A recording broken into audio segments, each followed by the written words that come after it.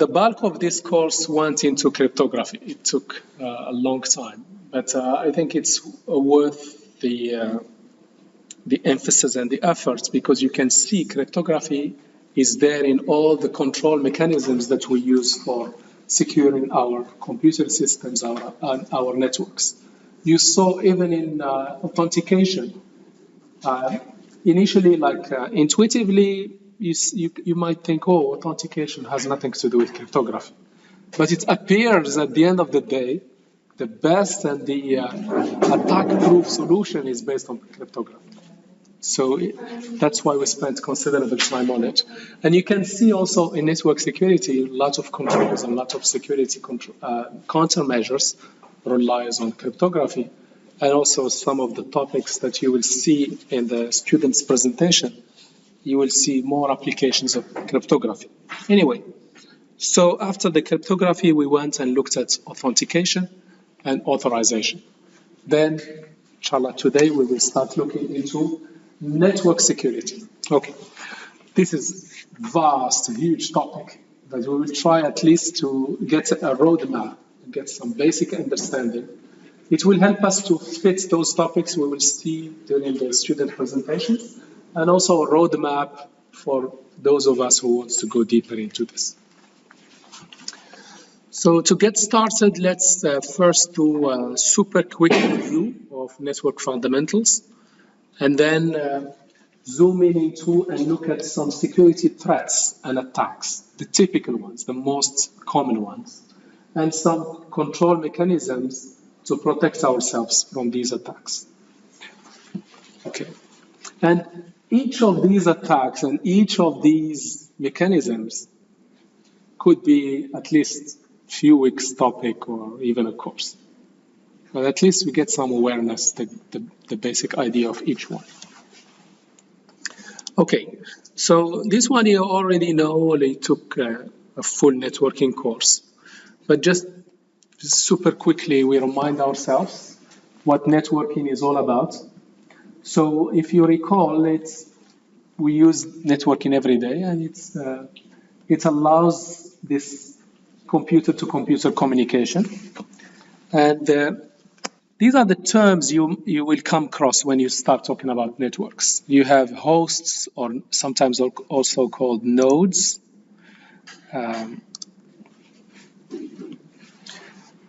You have these nodes could assume or could do or could have different roles or different functions in that network. Some of the nodes, very important nodes, are specialized networking equipment, such as routers. Some of the hosts or nodes are just normal computers or mobile devices. And these computers are connected through network links. They could be wired, they could be wireless. And also this communication uses a variety of protocols that you have seen in networking. Okay, now each node, I don't like this word here, maybe node is better. Each node has multiple addresses. So it has a MAC address and an IP address. So what's the difference between these two guys? MAC is physical. Okay. Thank you, that's good. So the MAC address is something physical. For example, if you have a network card, the MAC address will be hard-coded in that network card when that network card was built, was designed and produced. So it is something fixed and hardware-based. Now, what about the IP address?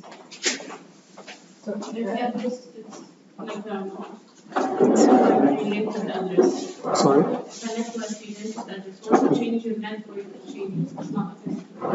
Yes. So it is temporary, not permanent, and it is assigned to your node when you join the network. And it might change, of course, it might change. This is very important to keep in mind. Some of the attacks attack even the addresses. It's called spoofing. Basically, it tries to, let's say you have an IP address.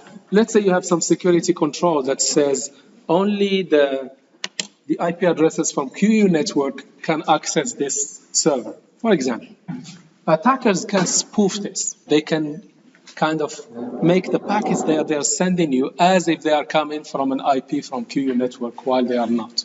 So even the just to let you know why we are dealing with why I'm putting this here is that even the network addresses can be attacked, can be source, can be one what we call attack vectors. You will hear this term here in security, attack. You heard this term before? What does it mean?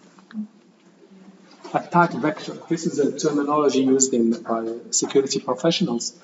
It's just to mean what are the things you can attack in a particular environment. So, for example, attack vector in network is so vast, as we will see. Any layer of the network, you have seen the ISO layers, the 7 layers, all those can be attacked, including the address. So this variety of things you can attack in a particular environment, what we call them, the attack vector. Okay. And just to remind you, each message that's going from the sender to the recipient, it might go through many hops, many intermediaries to reach the final destination. And this is basically called the routing. So this is just very brief, an attempt to define what a computer network is. So it's a set of nodes that are connected through some network links, wired or wireless. It uses communication protocols to enable the communication. And each node in this network, it has an address, like a hardware-based address and a logical address that gets assigned when the node connects to the network.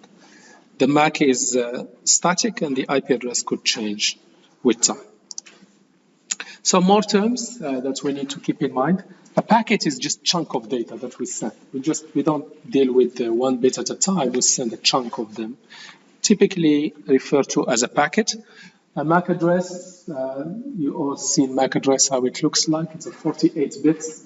It never changes, and it's only used within the network, inside the network, not for inter-network. It's not used to communicate between networks, but inside a local area network, the MAC address is used. Now, the IP address, it identifies the computer in a network. It could be even like internet. It can be used for inter-networking. It could be an IP address that is even known globally. So, for example, QU web server has an IP address, and this IP address is globally known and is globally unique. So it can be used for inter-networking, for connecting networks, not just within the network. A port, what's the concept of a port? It's like the socket, not the socket, but it's like a hole in the firewall that allows the... not in the firewall, yeah. Yes. So it's something, what's the core idea here of a port? It's like an interface of somehow that allows you to connect to a specific network. So not network. applications. Application, thank you very much. Yes. Sorry? So it's a the connections for each application, right?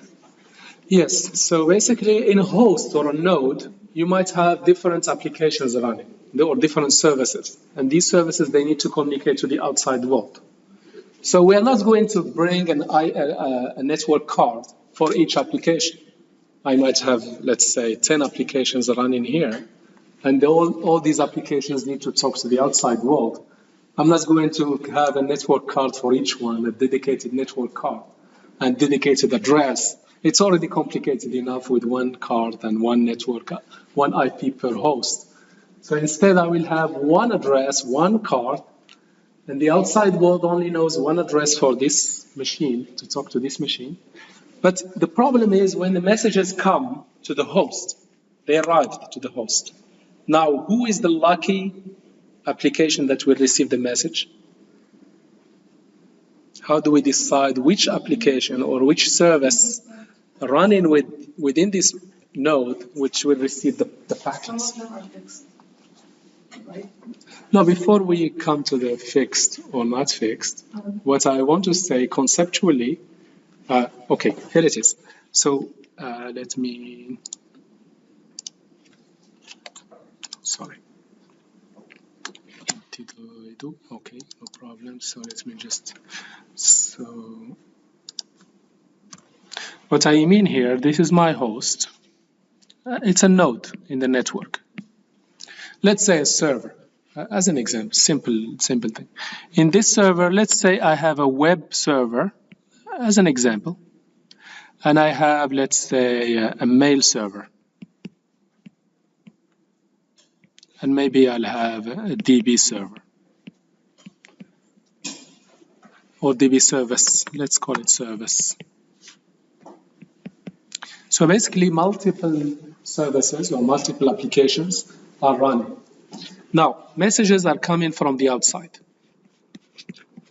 Yes, messages coming. Now, the problem is they arrive to the host. How they arrive to the host?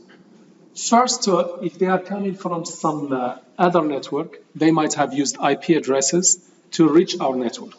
Then once they reach our network, they will use the MAC address to identify which lucky node that will receive these messages. Now the messages arrived, they are now in the host. The network card receives them, we have them, the OS receives them, it has the packets, the messages at the operating system hand. Now it has to hand it over to one of the applications. How it will do so? The one that's listening to the port will receive these. Very good, thank you. So that's basically the idea.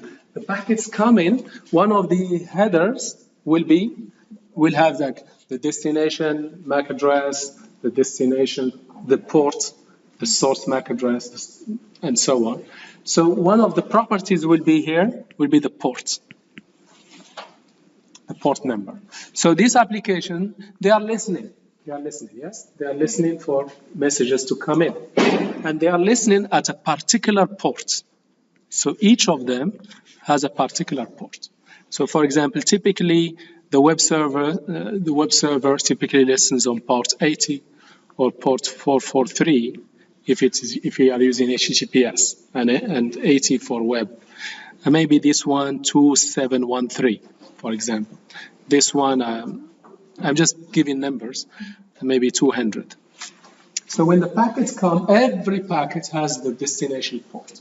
So the last mile, when the OS receives this, it will use the port to deliver the message to a particular application. This is important, so we can share the same network card, the same IP address, same MAC address. Multiple applications can use the same networking card that we have.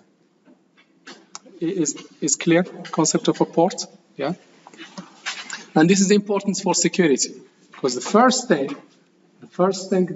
one of the steps or one of the major steps the attacker will do, they will do what is known as a port scan.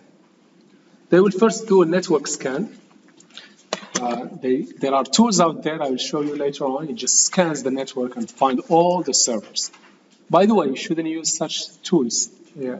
Like the administrator will know from where it's coming and it's problematic. You could easily put yourself into trouble. So that's what they will do. They will discover all the networks, and then for each node, what they will do, that's the next step, is to scan the ports, which ports are open. This is from where all the trouble comes. If we have some weak application, not secure, it could be attacked through these ports. That's why we cover in this. These are basic concepts that you need to be mindful of. So some of the port numbers are already standardized. Like for example, HTTP listens on port 80. HTTPS listens on port 443. SSH, Secure Socket, listens on port 22.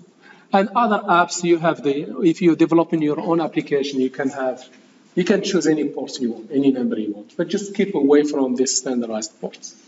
Okay, now the other concept you hear in the world of networks is the protocol. It's a set of rules that controls sending and receiving of messages and also defines data format. And the networking is all about protocols. So many protocols out there. But there are some important ones such as TCP, IP, HTTPS, HTTP, and 802.11. This is for Wi-Fi. Of course, we're not going to go through this. It is just to remind you of the big picture. What are the key concepts for networks? Okay, now, if you don't talk about layers, network layers, or ISO stack, there is no network discussion without bringing this to the discussion. So, theoretically, there are 7 layers. They are called OSI layers. But in reality, you can summarize them into 5. Those are theoretical, but in terms of implementation, typically 5 layers you will find. Each one has a specific function. It has precise role it plays in this for enabling network communication between computers. And each one is subject to specific type of attacks. So the reason why this classification is important, because even when you start studying what are the possible attacks and what are the possible countermeasures, they are specific to each layer. So each layer has its own challenges and its own type of attacks and its own controls and countermeasures. So this discussion is very important and relevant. But typically, you just need to focus on these 5, not the 7. So the link layer and session layer, those are typically like included, let's say, in the application, maybe in transport layer. Anyway, they are not, in practice, they don't exist. In reality, this is what exists. Okay, so let's quickly go through this from the bottom up. The physical layer is basically the wiring that makes the bits travel from nodes, from one node to another. The data link layer is the one responsible for data transfer between network elements. Okay, and in this layer, basically what you have, each layer takes the data you are trying to send, and it wraps it into some header and footer. Each layer adds some wrapping, and each layer basically provides services to another layer. So what I mean here, this application layer will talk to the transport layer. This transport layer will make use of the network layer.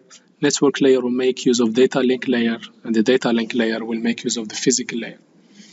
And basically, if you are at this layer, you don't need to know all the details.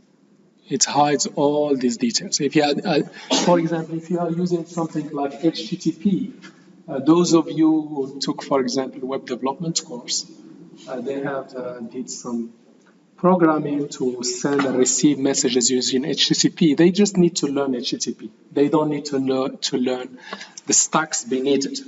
So each layer provides an abstraction and hides all the details of the layer beneath it. So this simplifies the work. And we have specialized people in each layer. And if you are working in the upper layer, you just need to have some simple familiarity with the lower layers. You don't need to have expertise in all the layers. Anyway, this is just to highlight. Now, in the data link layer, it adds this wrapper around the message you are sending. And this, basically, the most important things it adds the MAC address of the source and the destination MAC address. And now the network layer is the one responsible for routing datagrams from source to destination. Now, you have a message and you start wrapping it. By the way, every layer, they name this message a different name. Package, datagram, it's not important. I don't even recall them. Just to highlight to you that every layer, once it wraps it, it renames it to some other term. But packet is the most kind of common term, interchangeably used. So just to summarize, the data link layer, it adds the MAC address, and it is responsible for transferring data between nodes in the network. Routing, as the name suggests, network, sorry, it's responsible for routing. And it wraps the message with a header that includes the source and destination IP addresses. And this could be between networks. So data link layer mainly runs inside the network, and the network layer is more for connecting between networks. And the main thing to remember here, in this layer, we talk about MAC addresses. In this layer, we talk about IP addresses. Now, the transport layer is the one responsible for it manages the actual transfer. And in this layer, this is where we start talking about ports, destination and source port. And now in this layer, the main protocols, we have Ethernet and 802.11n. The Ethernet is for the wired communication, and this protocol and standard is for wireless. Now in the networking layer, there's a protocol called IP protocol. In the transport layer, there are two protocols widely used. We have TCP protocol and UDP. TCP is connection-oriented protocol, and it provides us with unchecking as a way of establishing the communication. But it allows us this reliable communication where we have ordered the packets. We have assurance that the packets will be processed in the same order as they were sent. While UDP is connectionless and it is best effort. There is no guarantee the messages will arrive or will arrive on the same order as they were sent. Okay. Now in the application layer, it provides an interface for the applications. Let's say a web server or an application that you are building yourself. You are not going to program against these low-level layers. You will use a much, much higher level protocol to do the communication between nodes. For example, if you are using a web application, you will develop your application by using HTTP as the communication protocol. You will not go through these lower layers. But for security, this is the challenge in security. It's a difficult field. It's a complex field because you have to deal with security in all these layers. You can be attacked in any of these layers, and you need to be familiar with the attacks in every layer and the countermeasures in every layer. Okay? Is this clear? I think you've seen much more details, of course, in the networking course. Okay, so to summarize, these are the minimum kind of knowledge you need to have with networking. Of course, the more you have expertise and knowledge about networking, the better. But this is the minimum kind of concepts you need to be familiar with. So to summarize, although you might have seen 7 layers, but in reality, especially from a security perspective, you just need to focus on these 5 layers. And each layer, as I mentioned, has a specific role, and it faces unique security threats that are specific to that layer. Okay, so this is very super quick reminder, squeezing the whole what we did in networking in these few slides. Okay, now let's start looking into the network threats. Okay, so first of all, just to remind you, we have here when we talk about networking, network security. This is what it means. When we talk about network security, first of all, it has 2 sides, 2 important sides. And each side has its own type of attacks, its own challenges, its own countermeasures. So the first one, when we talk about network security, we're trying to protect the network. The network itself could be target of attack, and we have to protect it. So we have to understand what are the typical attacks, and we have to understand the countermeasures. When I say countermeasures, some of them are products that you need to be familiar with. Some of them are configurations. Some of them are best practices. So that's what I mean by countermeasures. So protecting the network, and as I said, the network for the 5 layers, you need to protect those 5 layers and be familiar with the security attacks in those 5 layers. Then you need to also protect the devices connected to the network, because the network could be used as a vehicle to attack the nodes, not the network itself. So these are the 2 major kind of branches of network security. So in commercial products, you might hear the term endpoint security and network security. And you will find, if you go, for example, to Cisco or all these major networking companies, they will have security product for end node and security product for securing the network itself. And the last thing I want to say here is the attacks. You have to worry about 2 major type of attacks. The ones outbound, coming from this annoying people, the attackers from outside, but also attacks can come from inside, the insider attacks. And you need to worry about these 2. Keeping not only the bad boys outside trying to attack your network, you also need to worry about the insiders, especially the people unhappy or they might take revenge through your network. Okay, so there are many, many attacks. I just want to highlight some of them here. And these are, you can think of them as family of attacks, not the actual attacks themselves. Family of attacks. Each one has a variety of ways to do it and variety of families. Yeah. So eavesdropping attack. What do we mean here by eavesdropping attack? Was it attacker that listens to the chat? Very good. Yes. So what is so this is the passive attacker. Eavesdropping is passive. They are not acting. They're just listening and getting copies of the exchanged messages. So what security property is being affected here?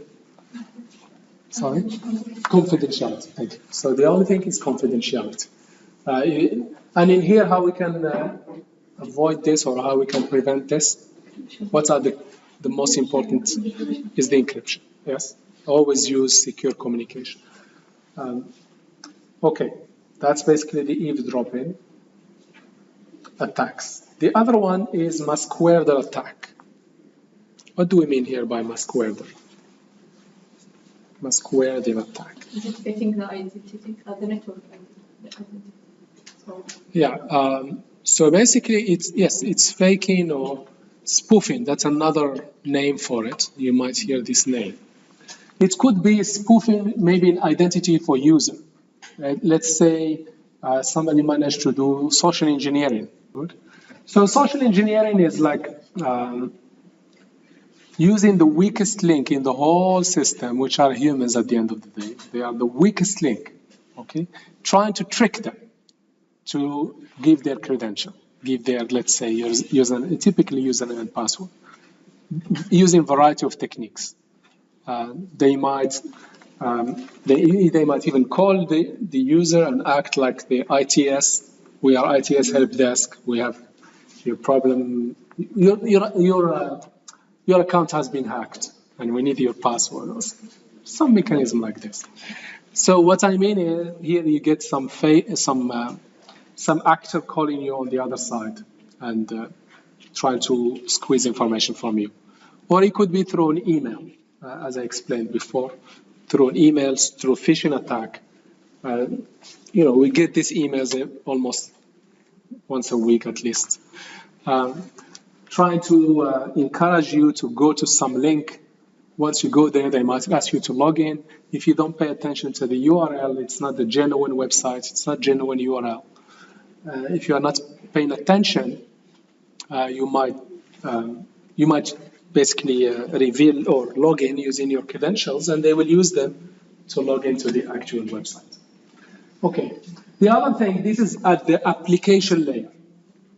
Now, at the network layer, both, you see here, this is manifestation of this masquerader or masquerading. Masquerading is like taking the personality of another person. or acting like you, impersonating another person or another entity, or impersonating another thing.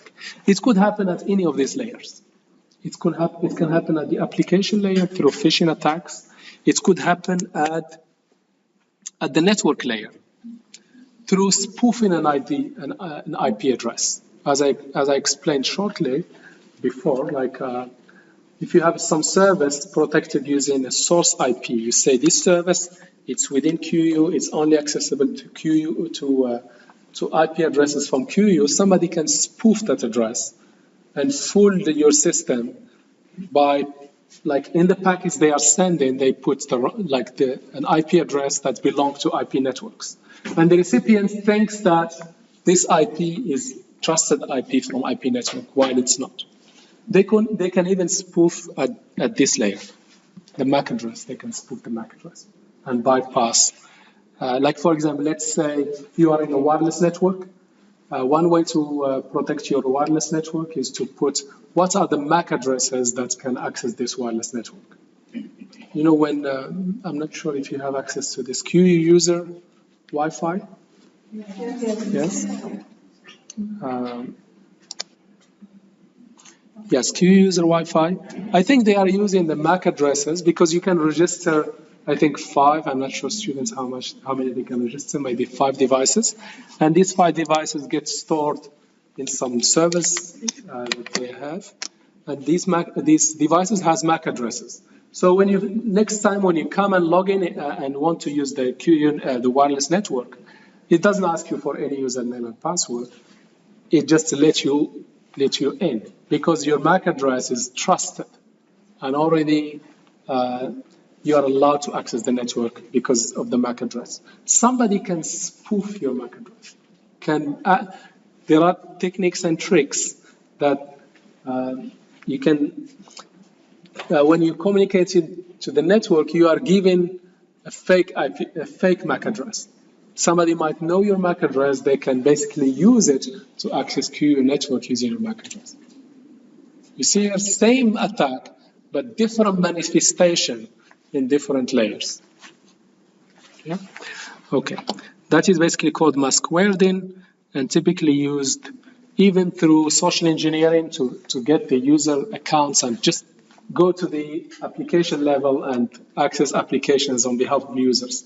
Or it could be at the network level of the transport, network layer or transport layer through spoofing the source IP address. Man-in-the-middle attack, they are not only passive attackers just sitting there and listening and enjoying the messages, getting copies of them. They become active, okay? And they can start inserting, updating messages. Yeah. And we've seen an example of this even when establishing a key. Even if you are doing secure communication, encryption will protect you if the attacker is passive, just listening. But once they start being active, they can compromise even the cryptography. And if you remember the Diffie-Hellman, we have discussed this. In Diffie-Hellman, the man-in-the-middle attack, they can come in, intercept that communication, and create 2 keys, one for Alice, one for Bob. And they think they are securely communicating while they are not. The man-in-the-middle, they are getting copies of all the messages and decrypting them, getting a copy, and then encrypting them to send them to their final destination. While the sender and the recipients are not even aware of the attacker being in the middle. Yeah? And we've seen how this can be solved using public key cryptography as an example. This is clear. What we saw in Diffie-Hellman is just an example. But this is a general family of attack called the man-in-the-middle. Any active attacker in the network, not just listening and getting messages, but they are active, adding messages and update and changing messages. So in here, this mask welder attacks, what they are trying to compromise, what aspect of security are compromising, which properties are they are compromising. Sorry? They are compromising what? They are basically they are compromising everything, confidentiality, integrity, everything. Because in here they can log in as a genuine user. You cannot distinguish them between a genuine. They are, and by the way, this is very, very dangerous, undetectable. If somebody steals your username and password, they can act exactly like you. You can do whatever. Yeah, that is very. So in here, all aspects of security are compromised. Integrity, confidentiality. If they have access to some server, if they manage to